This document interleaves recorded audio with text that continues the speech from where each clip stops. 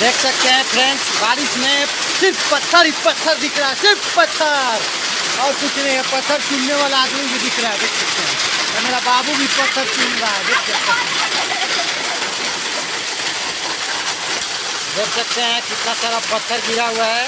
ये जो है दोस्तों, ये बारिश में गिर रहा है, जैसे साबूदाना होते हैं वैसे पत्थर गिर रहा है, देख सकता है। हो रहा है ये झारखंड में, आप लोग को दिखा रहे हैं हम। और बहुत अच्छे तरह से बारिश हो रहे हैं। और पत्थर देखिए, आप लोग को पत्थर दिखा रहे हैं, पत्थर देख सकते हैं। कोई हम बना नहीं रहे हैं, ये पूरे छत में आप लोग को दिख रहा होगा, ये पूरा पत्थर ही है, देख सकते हैं। अब हम लोग चलते हैं, काफ़ी ज़्यादा पानी ठंडा है और ठंडा लगेगा तो ठंडा काफ़ी ज़्यादा पानी है, क्योंकि पत्थर गिरने का वजह से ठंडा ही होता है, देख सकते हैं आप लोग। हाँ हाँ, चलो चलो चलो